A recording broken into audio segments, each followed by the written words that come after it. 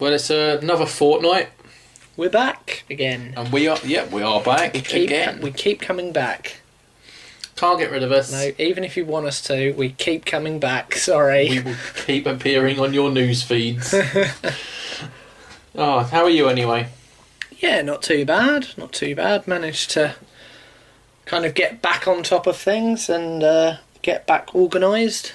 What with Easter throwing a spanner in the works and whatnot, but oh, of course. Yeah, but no, we're back on top and back on schedule and back where we want to be. Perfectly. Been up to much? Not really. Just the Easter again, as you know. Mm-hmm. I try to sort of work ahead. What is it I did Sunday? Oh, I did the Get Fact on Sunday. Mm-hmm. Had that done. That got stopped initially for copyright stuff. Really? But but I appealed, and then to the fair use thing, and they were like, "Oh, okay, yep, that's fine." What? Just because it had some gameplay in it? I think it was more the anime side of things. Oh, okay. But it was, it falls under the terms of the review and opinion-based discussion. Yes, and because jargon. It's such short clips, it's not like here's an entire episode. I literally showed about 10 seconds. Yeah, exactly. That's 3 or 4 episodes. Ridiculous, isn't it? Otherwise. Indeed, but it's all good. Yeah, it's all good. Video was up. Got the master trainers up. Mm-hmm. But Wednesday just gone. Yep. They were fun to do. All 3 of the starters. Yeah, Blastoise threw me off completely. Venusaur line was thoroughly samey, actually. Yeah. But yeah, no, it's fun to do. We've got more coming, obviously, every fortnight on a Wednesday. Are the next ones planned, or is that going out to a poll again? They are planned, actually. Oh, okay. If I lean over and grab my bag with my notebook in it. Oh, talk amongst yourselves, audience. That's right. So you've killed democracy and gone, nope, these are the ones I'm going to do. Yeah, that's right. That's exactly the way it should be. Yeah, I believe it might be Raticate, Nidoking and Nidoqueen next. Oh, okay. One's nearer the beginning. Yes. Cool. And another 2 3-stage evolutionary lines. That would be fun. Oh, yes, indeed, yes. And they are types that they are weak to, if that makes sense. Nidoking is a poison and ground type, and it's weak to ground type itself. Move. Yeah, of course. So it could be a quick one. Just Earthquake, and whoever's quickest wins, I suppose. Better get some. But we'll see. Yeah. Better get some quick candies then. Yes. But yeah, you got much planned for the upcoming week? What is coming up this week? Oh, now you've asked. I have a gap in my schedule for this week, so I'm not entirely sure what to fill that with. I have 1 or 2 ideas, but I'm not entirely sure. And then we're kind of going into the next round of what I've already done in terms of my schedule. So we'll have a Raw after on the Thursday, I think. And then another round of The Sims. Oh, lovely. Where I go off to work. Because we actually have an hour crossover where we're both out, because you work early and I work late, according to the jobs that we've got. So, oh, great. Yeah. Yeah, I did catch up on this episode, so that was all right. Cool. Yeah, it's going well then. Happy being a journalist? Yeah, it's great. Local newspapers are full of joy, basically. Yes, very true. A thug throws apple at car was my personal favourite. It's happened sometime between 1:18 and 1:23 p.m.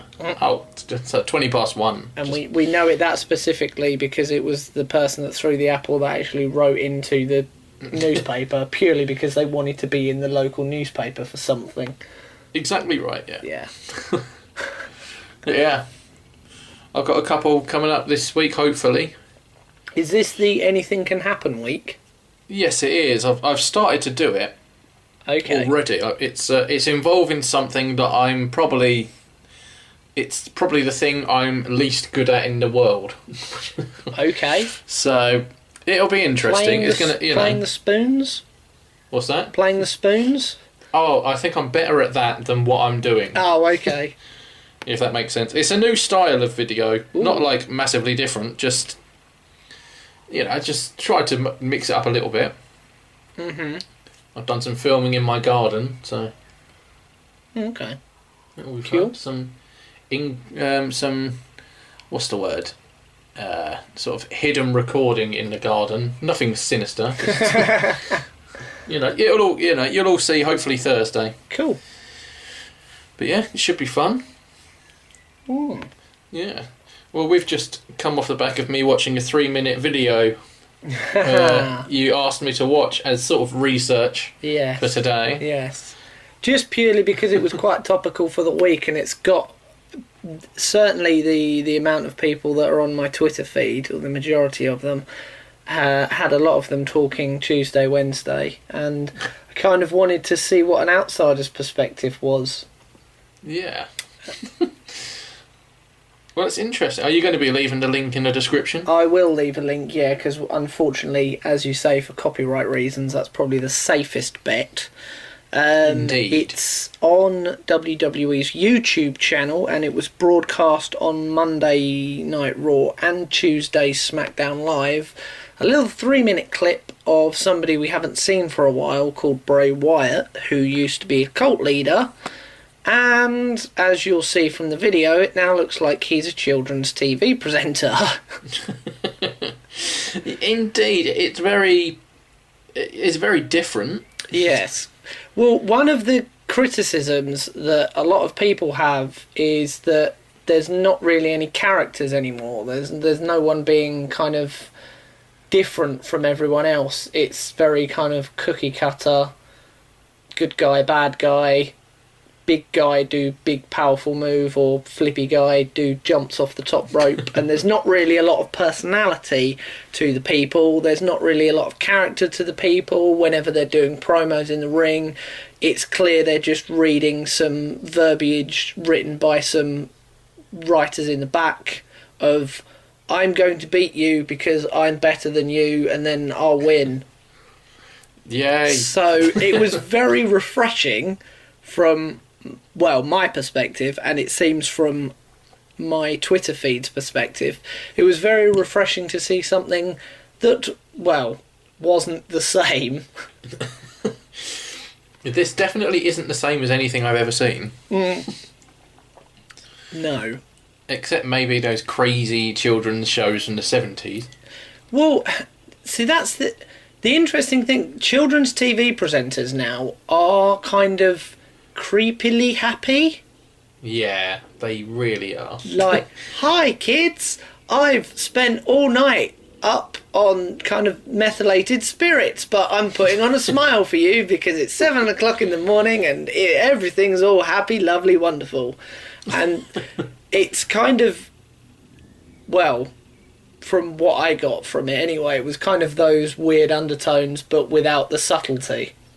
Yeah. I've never heard of this man. And when this came on, you gave me no context, which is fine. Yeah. And Well, I genuinely thought it was some sort of kids show, and like a wrestler had defected to children's TV presenting. Yes. Well, in fairness, the only context we had was it was in the middle of a wrestling show. So it could have been genuine for all you guys Well, know. It wasn't. I'm going to throw it out there. It's not genuine. Mm-hmm. Oh, okay, cool. Yes. At the Firefly Funhouse. The Firefly Funhouse, yes. Think Pat Sharp or Dave Benson Phillips. Oh, Dave Benson Phillips. That kind of TV presenter back in the, I guess, sort of early 90s, late 80s. Yeah. Dodgy jumper and all. In a kind of a bedroom scene. Yeah, in that's a clearly in a cupboard. studio, yeah. Reading letters out from the children, saying happy Exactly. birthday to everyone. Yeah, that kind of thing, but with a chainsaw. Yeah, I did get confused when that came. Well, actually, I got confused when the scary child doll thing came on. That would have terrified me if I was watching it live. What if you were 5 years old? Yes. Yeah. Yeah. Yeah, that was interesting to see. And I was saying the thumbnail for when people go and watch the video, it does look like he's just Captain Kirk from Star Trek or something in one of the red jacket things. Yes. Very interesting. Yeah, I've not quite seen anything like that before. Yeah. Well, would you watch that if it became a series? Well, see, this is what has got people kind of discussing, is like, what does this mean then? Is this, because he does say at the end, see you next week. So is this going to be sort of a month-long pre-recorded things? Is this going to be a segment that he does in the arena somewhere, or potentially in the ring in front of a live audience? How is this going to play into when he actually wrestles matches? Is he definitely out of the wrestling loop? Well, the problem is he got injured and has been not seen at all for 9 months. Oh, okay. So he's kind of out of people's consciousness, apart from, oh, I wonder when he's getting back. And then we got this. Is this him saying he's coming back? Well, yeah. With a complete change of character and personality. But at least it's a character. Yeah, it's something. It's not just a one-dimensional wooden object. Would you say it would make you take notice, at least? Yeah. Yeah. If there was any more of that, I'd probably tune in to have a little look at it, or find it on YouTube. Yeah. And at least sort of see what happens next. Yeah, it's certainly interesting. What did you make of it anyway? Refreshing, to be honest, in a weird kind of way. Yeah. Horrible, creepy undertones of... Because throughout all of it, you get canned children's reactions of cheering and booing and clapping and things like that. So it's... Whoever's come up with a concept, whether it be him or one of the writers or a mixture of the two, is just straddling that line of creepy horror movie of don't let this guy in your house because he'll murder you in your sleep with an axe. Probably, yeah. And then the other side of this saccharine sweet children's TV show where we all live in gumdrop land and everybody's happy smiley and there's a load of hand puppets that talk to the children and teach them about their numbers and the alphabet, and it kind of mushes them both together in equal amounts. Yeah. Well, it certainly looked like the guy himself had fun doing it. Yeah. Well, I think that was what was quite nice. You can tell often I am in the middle of the ring and I have a microphone in my mouth and I'm doing these words that I've just had to learn backstage. No, let's fight. Yeah. So to veer away from that is rather interesting. Okay. And I'm not sure, because obviously I've kind of looked at it a couple of times and other people's discussions of it, but what was quite interesting was the time that he turned in his mindset was when he was listening to his hand, which I don't know if you saw, he had gloves on, one with the word heel, as in to heel, not the wrestling bad guy heel. Yeah, because it HEAL. Yeah, and on the other one it said hurt, and he was listening to the hurt hand, which then made him get this chainsaw out and cut up a cardboard copy of his former self. So whether next week we get him listening to his heel hand, and maybe he sellotapes it back up, or he's looking after one of the dolls or something next week while he's listening to the nice hand. Yeah. There's a lot of people with kind of going down the line of the James McAvoy film Split, with all the split personalities, and whether that's going to play into it or not. Okay, But that's interesting. it's definitely got people talking at least, and that can't be a bad thing. And there's definitely going to be more of them, is there? Well, I would assume so. I mean, that's the only problem with WWE. They can start a storyline and then 2 weeks later just drop it like a lead balloon and go, no, that never happened. What are you talking about? Shut up. And I don't remember that. yeah, that was never a thing.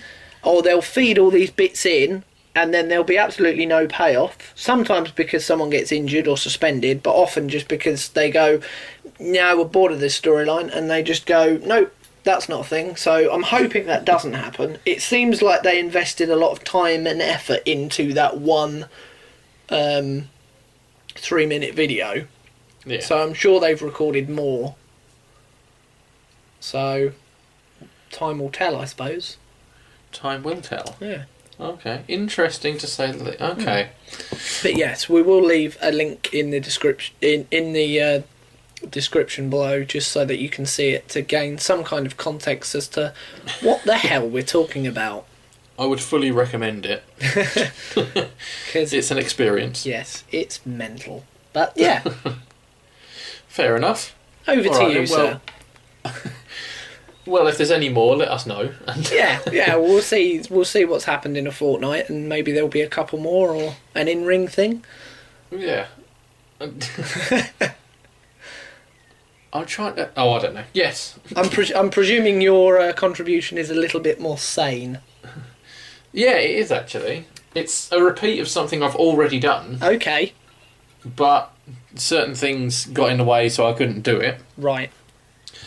But essentially, all those times ago, I can't even remember what episode it was, but when I asked you, like, to pick a Pokemon out of a group of 3, and you were going to help me make my party. Oh, this was for when Let's Go came out, wasn't it, or something? Yeah, it was. This was like back in late October, early November time. Wow, this was probably on like Podisode 2 or something. Yeah, or 3. probably. Yeah. Somewhere around there, yeah. Wow. But yeah, I did that, and then obviously Game Catcher and laptop. Bleh. Oh, of course, yes, because it kept jibbing out on you, didn't it? Yeah, so it was around the release date, so I was actually going to be releasing playthrough during the hype of Let's Go, but hype's died down a bit now. although I'll still be doing it anyway. Fair enough. I'm still going to do like I'm still going to do a run through. Mm-hmm. Do sort of like 30 to 60 minutes a go. Yep. Don't quite know how long that will take, but we'll give it a go. It'll be fun. Cool. Might not get all the way through, but we'll see how it gets. Mm-hmm. But no, anyway, you're going to re-pick the teams, Oh, okay. basically. Yes. Cool. So I'm going to be doing it on Let's Go Eevee, Mm-hmm. and I am going to use. Yeah, Luckily sorry, carry enough on. is the one I don't have. Yes. But I am going to use Eevee Okay. because it can learn a multitude of moves, and it's. If people haven't seen the Let's Go really and they want to see that sort of thing, I'll let them see it. Mm-hmm. And it's a normal type, so it's only got one weakness, so that's actually alright. Mm. But yeah, so the other 5 slots are up for grabs, Okie dokie. and essentially you're going to help me pick them. So until you catch the 6th one, or the 5th one, for these Yeah. slots, are you going to have less than... You're not just going to fill it up with anything? Or will you fill those slots up with duplicates of these ones that we've picked? I'll probably fill those slots up with ones that need to evolve, so that when they get the experience, they can evolve, and I can fill that Pokedex up a bit quicker. Oh, okay. And then swap And them out. possibly use them every now and again. Mm-hmm. But yeah, no, it should be fun. Okay. Should be.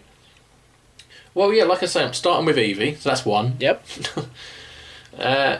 Then after that, you've got a choice of 3 for slot 2, and they are out of Butterfree, Raticate, and Victory Bell. Early on ones. I've tried not to include Pokemon I've used already on run-throughs. Yes. Oh, what, just to kind of mix things up for yourself as well? Yeah, so I've taken Pidgeot out of there because I'm actually using one at the moment. Yeah, fair enough.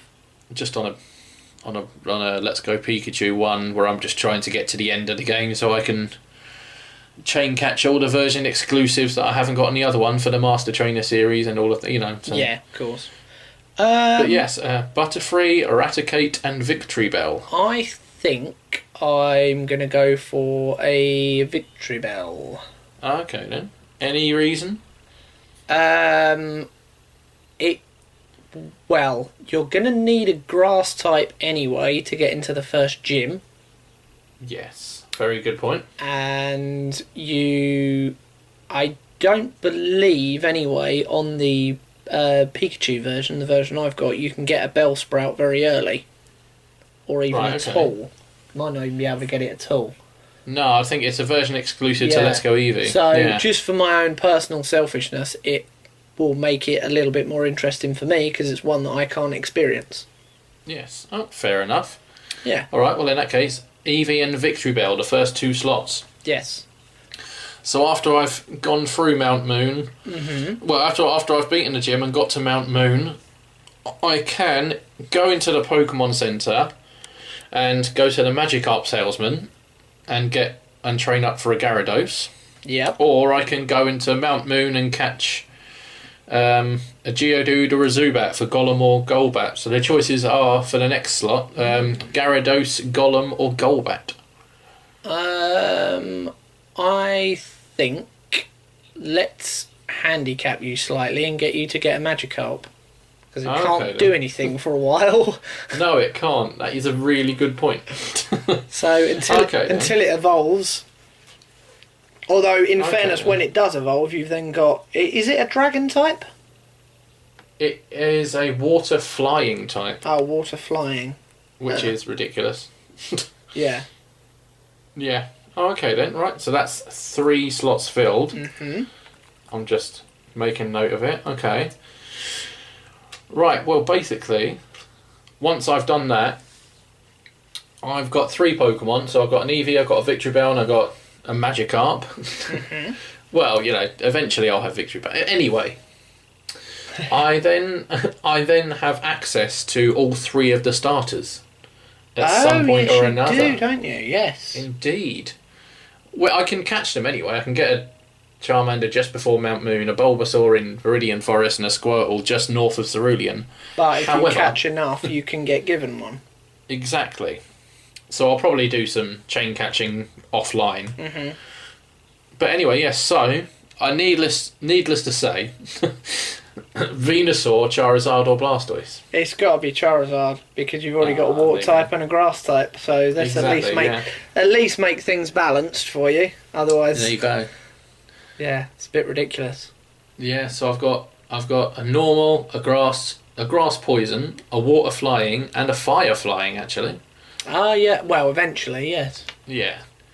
Gyarados needs to be water dragon. That's just ridiculous. It should be, shouldn't it? I swear it used to be a dragon type, or maybe that's just me thinking it always should have been. Yeah, no, it wasn't, but it should have been. It was ridiculous. It got a Mega Evolution in X and Y. Right. Which got rid of the flying typing and replaced it with the dark type. Oh. So everyone was like, you see the artwork for it, like, oh my god, a water dragon. There's like, this is water dark. You're like, what? No, it's not. It's not. Just because it's used by the baddie. Lysander. That doesn't make it a dark type itself. No. But anyway, that's a different... that's a discussion for another time. Indeed. Yes. But anyway, I've got 4 in the party at this point, so I'm doing well. Yep. In Mount Moon, I could get a fossil. And also in Pewter City, I could get the old Amber as a fossil. Very true. Yeah, so that would mean that I could either have a Kabutops, an Omastar, or an Aerodactyl. Ooh. Yeah, it is a tough one, actually. It is. I wasn't expecting you to include this, because that's still... You've got to wait a long time to actually get them, though, haven't you? Yeah. Yeah, that'll be near the end. Yeah. So this is almost like slot 6. Yes, indeed. Okay.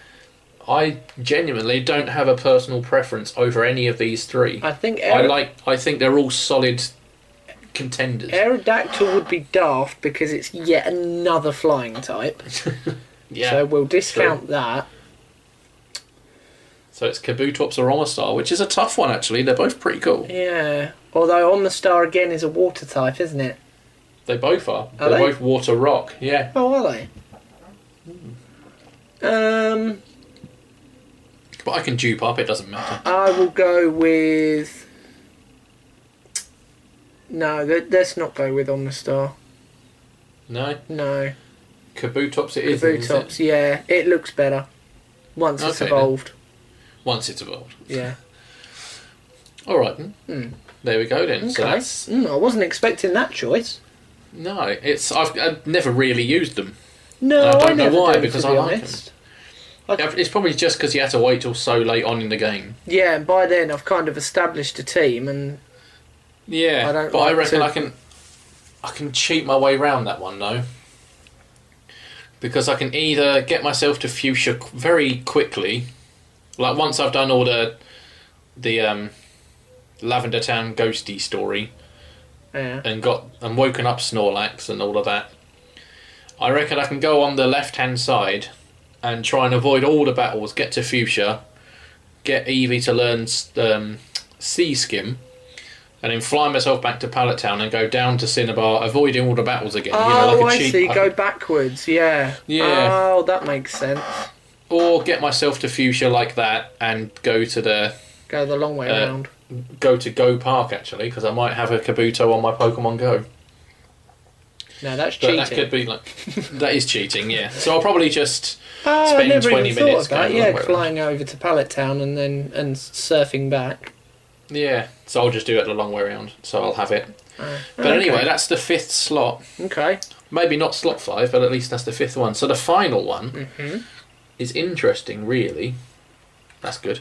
The final one is going to be out of Kangaskhan, Chansey, and Pinsir. Ooh. Ones I've never properly used. Ooh. It was Tauros instead of Chansey, but I've used Tauros quite a lot. It's just that I really like it. So I've swapped it out for Chansey because I've never used that competitively because it's usually quite bad. Its attack stats are so low. And its defence is the lowest defence. It's got really high HP, hasn't it? And then just gets absolutely brutalised because it's got no defence. Yeah.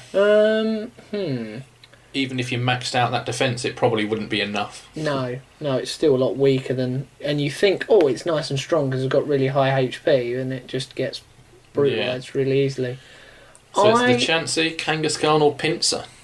I think we'll go with Kangaskhan. Yeah? Yeah. We can do that. Kangaskhan. There we go. Kangaskhan. Yeah, all right. Which can learn all the punches. Yes. Thunder Punch, Fire Punch, can. Ice Punch, Dizzy Punch. I like Dizzy Punch. Punch Can drunk. confuse the opposition. All right, then. Well, the final team, everyone, is Eevee, Victory Bell, Gyarados, Kangaskhan, Kabutops, and Charizard. That's all right. It's worked out that we've got 2 normals, 2 waters, 2 flying, and that's all right with me. Fairly balanced. Yeah, because it's basically, I think Kabutops' secondary type is water, Charizard's secondary type is flying, Gyarados' secondary type is flying. So it's only really the secondary typings that are matching up. The primary typings are pretty much just... pretty different, yeah. Yeah. Normal, grass, water, normal. 2 normals, rock, I suppose, fire. yeah. Yeah, but that's fine. I don't mind. I quite like the normal type, especially Generation 1. You got bloody loads of them. There are quite a few, yeah. As you'd know with your normal run through. I haven't played that for a while, actually. I need to get back onto that. Yeah, that was kind of my discovering that Chansey isn't as good as I thought it was. 'Cause when I kept caught it, I was like, "Ooh, that looks quite strong," and then it kept getting beaten. Yeah, its defence is absolute toilet. Terrible. Yeah, and its magic defence is just as bad. Yes. But at least you've got Kangaskhan, Tauros, Porygon, Snorlax, Lickitung eventually, Eevee. Even Raticate, to be honest, is alright. Yeah, well, I've got Just both hyperfang types everyone. of Raticate as well, which is quite nice, and Pidgeotto, which is quite handy. Oh, of course, yeah. Fearow. Yeah, I'm kind of... Well, I always tended to use Pidgey instead of Spearow. Yeah. And now, obviously, I've been kind of limited on purpose and kind of forced me to use Spearow and Fearow. So actually, I quite like these. Yeah. And even my Pikachu now is specifically normal moves only. Yeah. Headbutt, quick attack, that sort of thing. Yeah. Yeah. Now that sounds alright. Yeah. Alright then. Well, I'll probably look into trying to get this run through sorted for the coming week. Along with cool. the thing that I'm not very good at in the world ever, which is going to be interesting. Fair enough. But yeah, no, well, thank you everyone for listening yet again. Indeed. And getting to the end. Have a biscuit. I've progressively got more and more tired after getting in at 3 a.m. from watching Endgames. As we're recording this, it's 8 o'clock and I may end up in bed by 9. So. Sleepy pidge. A little bit. Yeah. We'll see. We'll see what happens. Spoiler alert, some of the people die. Yeah. There is death in the film, whether it's the baddies or the goodies. It would be a weird superhero film if we got to the end and literally no one of either side died. I think that would be quite good. That would be well, yeah. It might be slightly anticlimactic depending on how you do it, but it would certainly be surprising. It'd be as surprising as Pat Sharp with a chainsaw. Yes. Well, on that note, thinking of Pat Sharp with a chainsaw. If we were giving these episode titles, that would be it. Pat Sharp with a chainsaw. Pat Sharp with a chainsaw. It's a fun house. It's a real crazy show where anything goes. Yes, indeed. Yes. Thank you for listening again, and we shall see you all. Well, speak to you all very soon, I suppose. A couple of weeks, yeah. Indeed. Right. Bye, everyone. See you later, TBG.